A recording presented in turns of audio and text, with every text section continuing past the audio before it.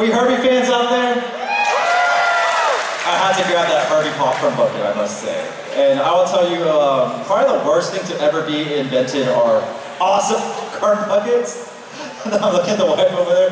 That was a new diction that happened the last couple of years. That was nothing like really there about awesome popcorn buckets. But the Herbie one was really cool because it had popcorn, room for your candy, and a drink. I mean, that is the popcorn bucket. Did y'all grab any of the popcorn buckets from the film by chance? I did not. There are some people that have the Galactus head. I do have that one too. At the office. Yeah, it's a whole thing now. I even see them for sale at cons on the show floor. So yeah, it's a popular collector item. They got me good with those, I must say. Because I did get the Galactus one. I didn't want to say how many I bought for Fantastic Four, because it had so many great ones. You teased a little bit about some of the behind-the-scenes goodies that are on, the digital aspect and also the physical media release. Are there also some Easter eggs that we haven't seen, maybe some deleted scenes? Anything you can tease? Because I don't want to give anything away per se. But what are some of the other bonus features we can expect? Well, there's a lot actually. There's a gag blooper reel, so you can see them having fun on set. There are several deleted scenes, so these are scenes obviously that didn't make it into the movie. There are featurettes on the production design, the location for where all the shooting took place, how they made the film, a bunch of interviews with the crew and production folks behind the scenes who made the movie. So if you're a big cinephile and just wonder how they did the costumes or how they made those sets or how they created those special effects, it's all there. Never before seen bonus extras on the digital and Blu-ray, which is out now. I'd also add that watch the movie itself, because there are a lot of Easter eggs, a nod to the MCU in, when the spaceship takes off from Earth into space. You have to have a watchful eye to find those Easter eggs. And given that you can watch it at home digitally or on Disney Plus, you can pause and rewind over and over again until you can actually find those great Easter eggs in the film. That's true. That's why I like the ability when we can get them on digital, because we can just pause and point at it and be that meme of Leonardo just pointing at the screen like that and calling things out. Do y'all have a favorite Easter egg from the film? Obviously, I must say, I gotta shout out the Stan Lee Jack Kirby. that was a brilliant Easter egg and a great way to pay their respects to the greats that created all that. It's hard to pick one. I think there's so many that they're so much fun to. And again, if you know this universe and you know this franchise, there are plenty to be found. Yeah, I would have a hard time picking just. That's a lot. Yeah, I know. It's like asking who my favorite child is. Is it that hard? But y'all brought some surprises for us, but before we roll into the special sneak peek, let's have some fun with some cosmic questions if y'all are up for that. So let's start with a cosmic what if. If you could join the Fantastic Four for one space mission, what role would you take? The scientist, the pilot, the comedian, or the one that just pushes all the buttons? Well, pushing all the buttons sounds a lot of fun. I would say that one's actually easy. I would be the scientist, just because I studied astronomy in college. So actually, this movie about 4 astronauts, and my wife would probably joke that there's a little bit of Reed Richards in me anyway. So I would definitely be the scientist.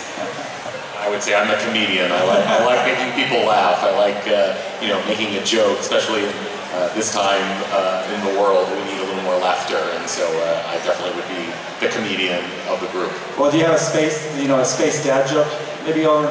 Maybe on the spot. I like He has a lot of dad jokes. Yeah, we have a lot of dad. So we have a lot of dad jokes. I don't know if there are going to be space. Well, Chris is the astronomer. Where is this Earth located that we were introduced to? Do you have it on your map at home? Where this Earth is located?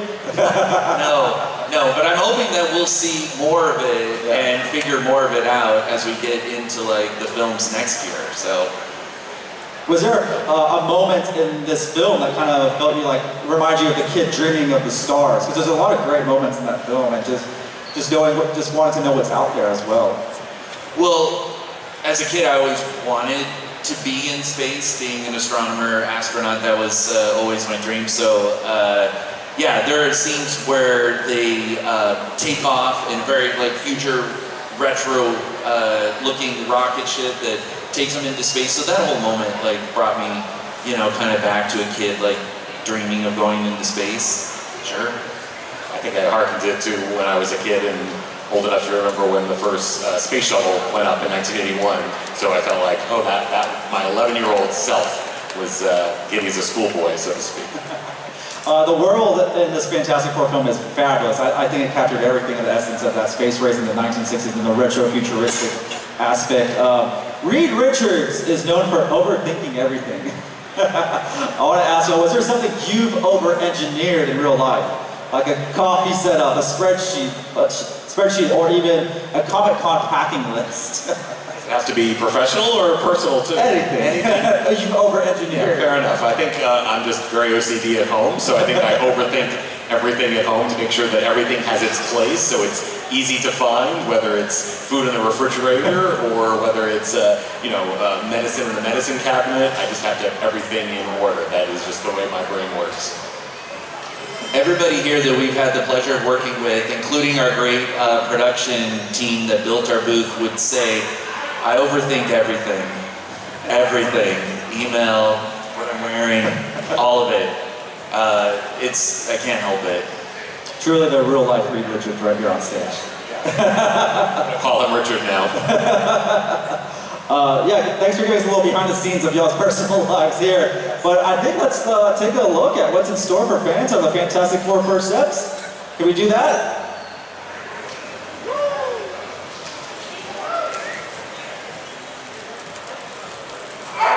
I'm going to solve this. I'm going to make it right. Reed Richards has stretching powers. I love the kind of metaphor for sort of stretching himself and overextending himself to fight and to protect. I've detected her energy signature where the planet used to be. So are you saying that if this Herald is still with Galactic? Yeah. Then they can do what she says they can do. Stepping into it, I know that Evan, Vanessa, and Joe are three of the best talents that are working today. Who knows if we were going to get along? I knew we were going to get along. I'd already done a movie with Joseph Quinn. I can't get rid of him. Evan and I come from similar kind of trenches off-Broadway and off-Broadway theater. And Vanessa, she's so luminescent and fierce. It's about fighting for something bigger than yourself. It's about connecting to something bigger than yourself. Vanessa Kirby is an amazing actress. She's a person of great range as a performer.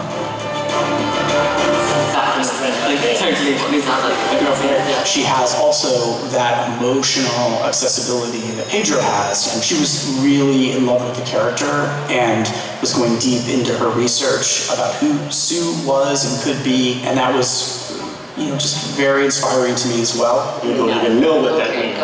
I found her to be so singular and unique and interesting and complex, and she becomes the leader of the Future Foundation, which is a huge global organization that they create to create kind of global unity, which I think our world desperately needs. So I found her very inspiring as a leader, and it was very cool that she was allowed to be a leader in this version as she has been in the comics. She really is the natural leader, and in some ways the most powerful member of the group. I mean, her power set is pretty unbelievable. It started with just invisibility, and then it turned into force fields, and then offensive weapons. She's not to be messed with.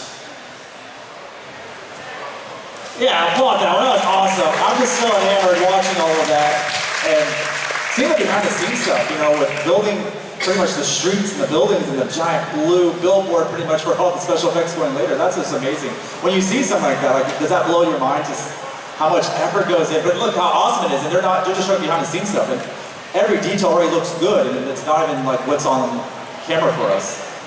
Yeah, it always blows my mind when you see like how these films are made and the work and effort that goes into it. It's pretty spectacular. I'm proud of actually to be working in the industry when I see a team effort like this. This is a major undertaking, and I'm glad to be a small part of its success. Yeah, it takes a lot of people to pull something like this off. You've worked with some amazing talent, creative teams as well. How does this film though stand out in terms of collaboration and passion from everything involved? Well, this one I think took a lot of extra care and there was a lot of extra attention just because it was Marvel's first family, and it was a franchise that, and I can say it because I was there at 20th Century Fox when we worked on the first two Fantastic Four films. This one captured the family dynamic. When you watch this, and many of you watched it on the big screen, which is great. That's the best place to see it. You felt the familiar bonds of the family, their close-knit unit, and I think that was missing from the first two films. And so this film really captured it, and you were rooting for that family.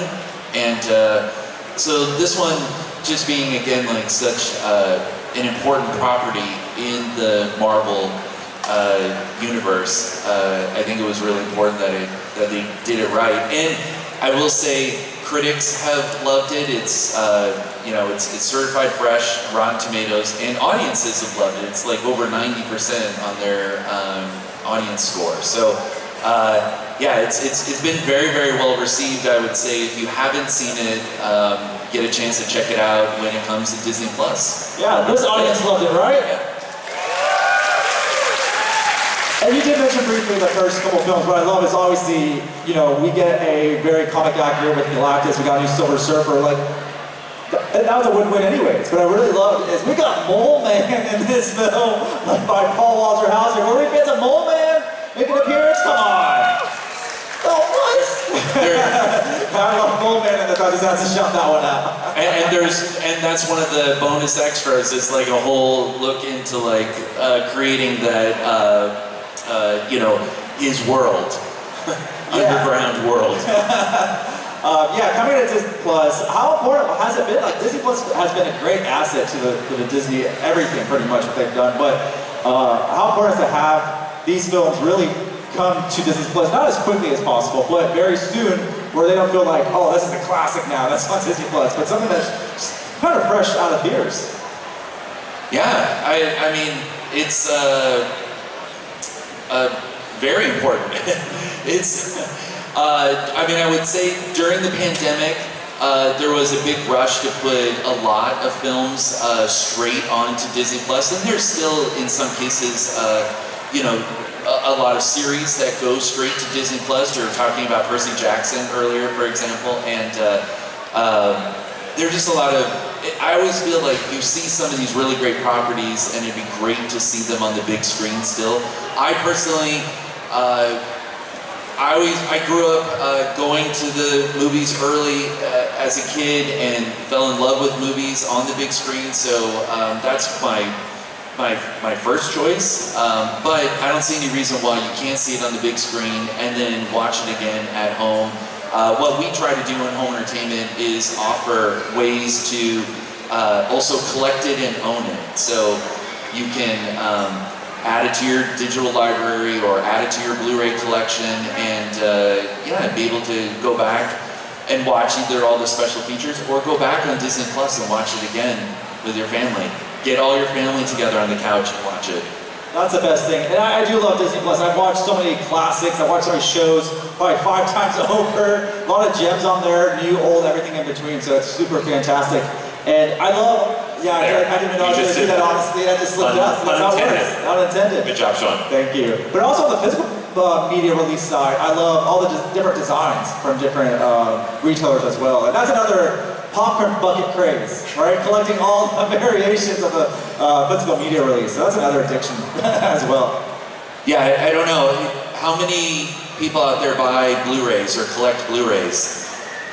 Okay, so we've been trying to do a much better job of making collectible either Blu-ray SteelBooks, which Fantastic Four is in, or there's a Walmart exclusive where it actually pops up. It's like a pop-up comic book, cool, yeah. Where it's a scene from the film and it's a pop-up.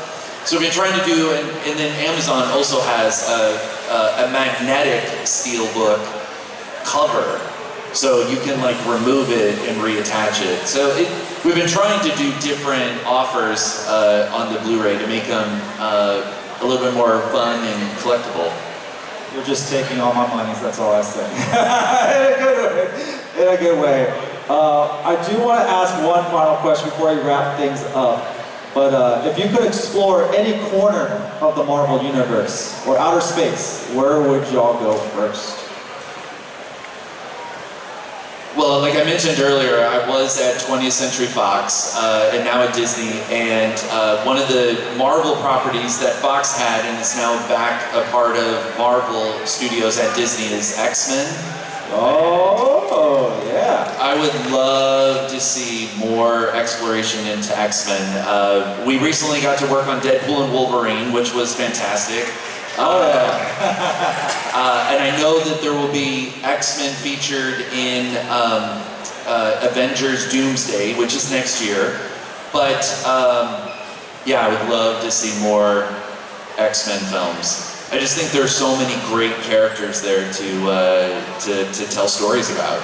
It's a big just hero and rogue gallery. It's amazing what's in that. And growing up with that animated X-Men, show that really introduced me of like what comics were too before I could read. Like I was watching that, and it's just that just opened the whole and the door. X-Men '97 series that's on Disney Plus is amazing. Disney Plus has been killing it with that stuff. What about you? Where would you want to go? I know it's already in production and it's with another studio, but again, Spider-Man. I love Spider-Man so much that I just keep him going, keep that franchise going, keep that character going. That makes me happy, makes me a 10-year-old schoolboy again. No, absolutely, I'm the same way too. And that was an animated show in the 90s that I absolutely grew up loving as well. And the animated Disney Plus series is fantastic. I just love the different parts of the Marvel Universe we can go to because of film, television, the animated series, and comic books, and everything else. It's fantastic. I said again, it's in my vocabulary now. Finally, the big one, just announced. When can we expect to see Fantastic Four First Steps officially hit Disney Plus? Yeah, we announced it here at SpaceCon yesterday that Fantastic Four First Steps will be on Disney Plus on November 5th. Well, that's exciting. We're excited to see it at home, right? That's comfort of your couches, pick your favorite popcorn and drinks, and sit back and watch it for the first time. Yeah. Milk Duds, and what do you like for candy? Sour Patch Kids. There we go. I'll go with, I don't know, we get like a little bit of everything. We like the Raisinettes. The Raisinettes is our go-to. But yeah, Fantastic Four coming to Disney Plus. Thank you so much, Mitch and Chris. It was fantastic to have you here. And that was on purpose. That was on purpose. Thank you so much. Thank you.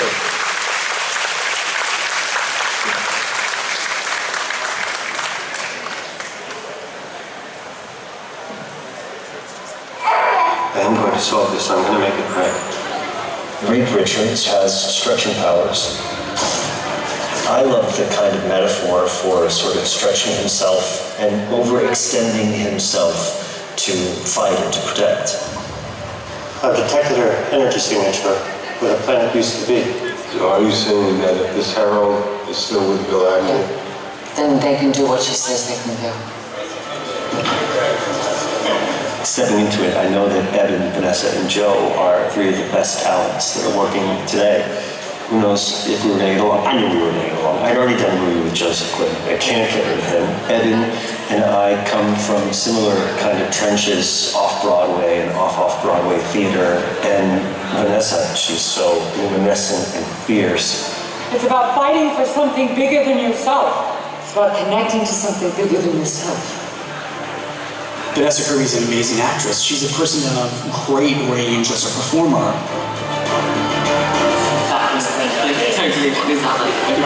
She has also that emotional accessibility that Pedro has, and she was really in love with the character and was going deep into her research about who Sue was and could be, and that was, just very inspiring to me as well. You don't even know what that means.